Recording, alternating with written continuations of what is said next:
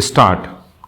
Our cooperators should devote more attention to the consumer movement. Stop. The utility of consumer cooperatives is not limited to the fight against rising prices. Stop. We have another fight hardly less important, which is that for quality.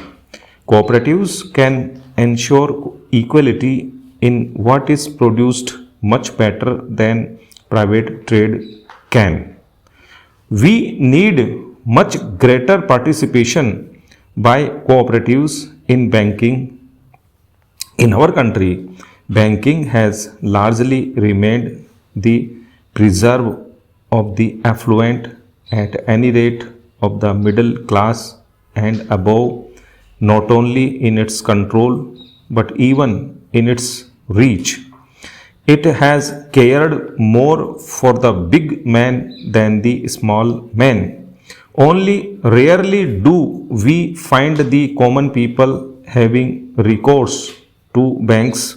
Lately, agricultural cooperatives in some areas have begun advancing credit against an approved production program instead of the security of land.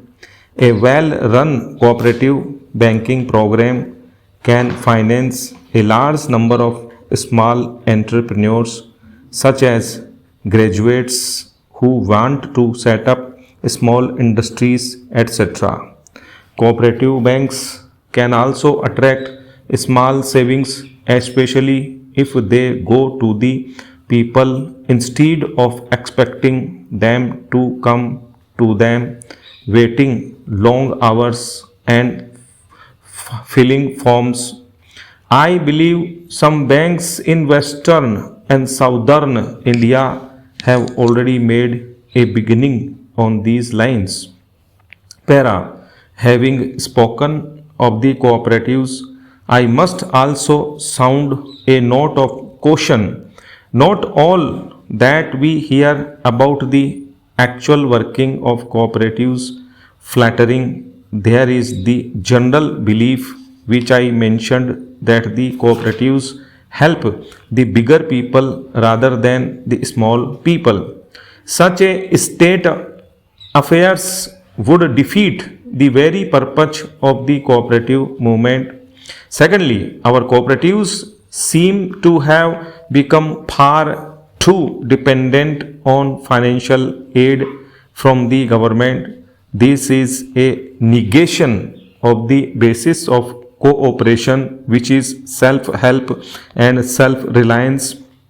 Thirdly, there is also a widely prevalent feeling that cooperatives are too mixed up with politics. I find that you are discussing how to de-officialize the movement. I find that you also discuss how to depoliticalize it.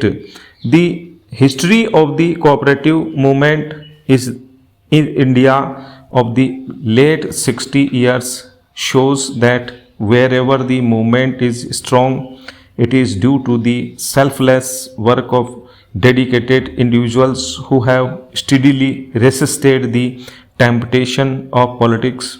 They have regarded cooperation as an alternative form of serving the people. There is great need in the country today in every walk of life for selfless people. It is more so in the cooperative movement. Cooperation enshrines the principle that the social good is supreme. It is because cooperation is a form of social control and also helps the common man to improve his lot. Stop.